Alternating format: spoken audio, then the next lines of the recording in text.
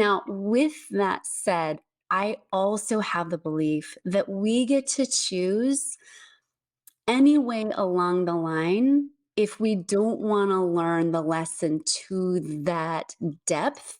For example, had I taken proactive measures, because there were people in my life who along the pathway said, "Hey, have you thought about making some changes in your diet? Hey, have you thought about quitting smoking? Hey, have you thought about getting some therapy?" It's not like those things weren't happening. And it wasn't like I didn't have little nudges and kicks and slaps upside the head, right? I had all of that. So I also believe that we have the opportunity to take a higher path, that we don't necessarily have to hit rock bottom. It's not, rock bottom is not scripted, but rock bottom is something that one will hit at some point if you don't take the other off ramps. Does that make sense? It's like if you're driving to a specific destination, there's a ton of off ramps you can take you before you get to that destination if you don't want to go all the way. So that's I believe it's not either or. I believe it's a yes and. Yeah, that's my experience as well, that it's often not either or. It is and.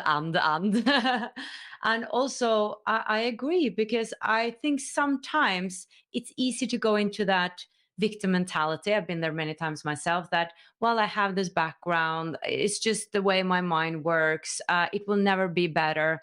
I get this fear and I freak out because of this that happened to me. And we don't see that we can actually put more energy into what we do want and not what we do not want. And being in that victim mentality is really also a comfort zone. Sometimes I felt in myself in my 20s, when I was really depressed. I felt that I sort of stayed there because I didn't dare to believe in something greater in case it didn't happen. But I think life is really challenging us to daring to believe that there's a higher plan for us, daring to believe that we are so much greater than our small self and our ego is telling us. So yeah, I think the universe is really applauding when we are courageous to really take a stand and say, hey, I deserve a grander life, a really beautiful life. I want to circle back to you being on all these drugs. Wasn't the case that you were drugged down by doctors? Yeah, so let me say and be really clear, like we could blame the doctors for it, but ultimately what happened was I started out with these symptoms in my gut and my digestion. And they're like, "Hey, this drug will fix that. This drug is going to make you feel better." So I started taking it. And the drug did make me feel a little bit better, but it also gave me a whole bunch of other symptoms. And then I started to get sicker and sicker, and the doctors were like, "Hey, take these drugs. They'll make you feel better."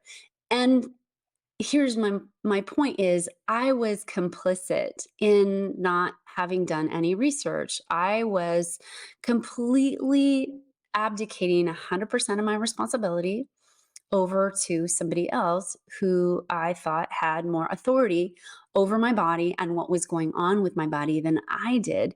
And I didn't know anything about how my body worked. I had no idea that the foods that I ate had anything to do with how I felt. That was so far away from any consciousness that I had. And by the way, it was far away from the doctor's consciousness too. They weren't, making these suggestions like, "Hey, first step is maybe to clean up your diet and have less sugar and quit smoking." Those weren't their first suggestions.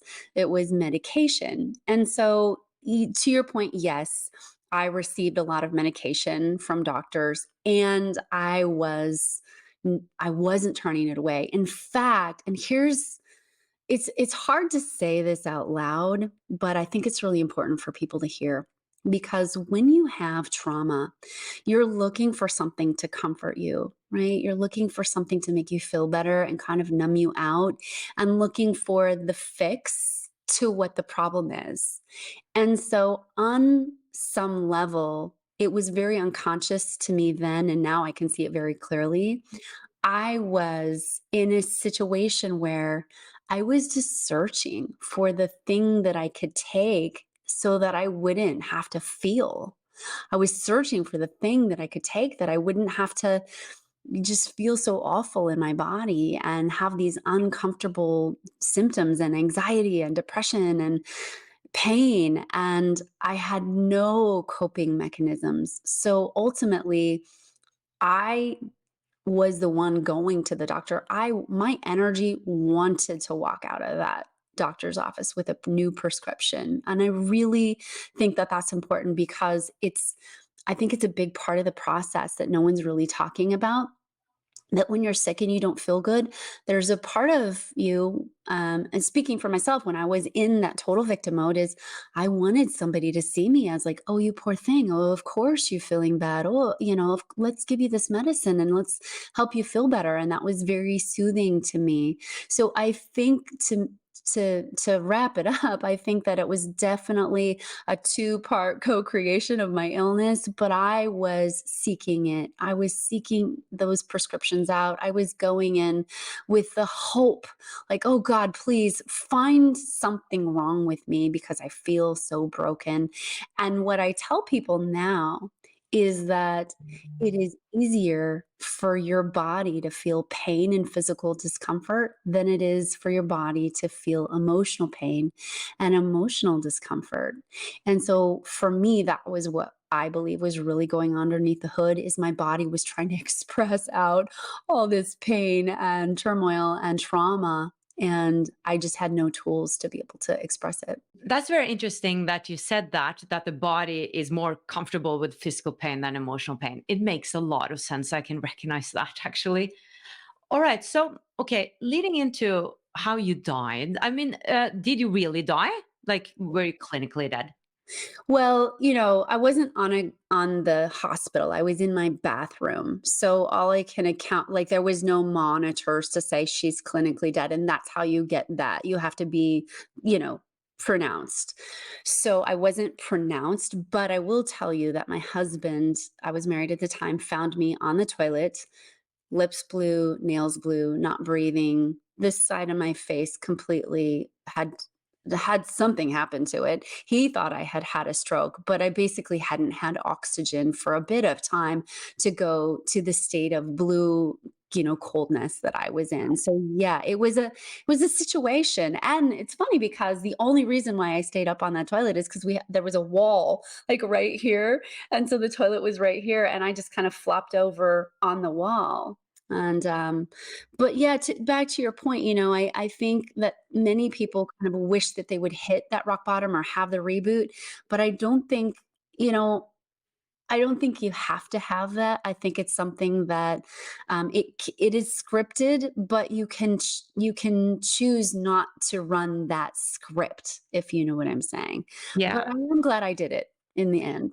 And basically, that's why I'm doing these interviews, to give people hope and see that they can transform too. We can all do that. And I know that in myself. I never thought I would sit here today. So I'm curious, before we hear the whole story, were you an atheist before this NDE, or were you spiritual oriented? Ah, yeah, great question. So I grew up in the Christian church. In fact, we did traveling with the church, we did missionary type stuff. And it was on a mission trip to Thailand that I stopped believing in God as the Christian church teaches. Because here I was in front of all these incredible, oh God, these people were incredible. And the pastor that we were with basically said, oh, yeah, these people, unless they believe in Jesus, are not going to heaven for sure. And there was a part of me, I was young at the time, I was 12, and I just thought, I refuse to believe in a God like that, right? I refuse. So I sort of washed my hands of religion for a long time, but I still believed in God. I believed in a higher power. I had had several experiences growing up with angels and miraculous things happening that were beyond explanation. Oh, And so I was like, well, I have to believe in something outside of myself. I don't know what to call it, but I'm not calling it by what my religion would call it. And I'm not engaging in some of the ideology. But yes, I very much believed in a cosmic consciousness. To watch the full video, click the link below, and I would love it if you would subscribe to my channel.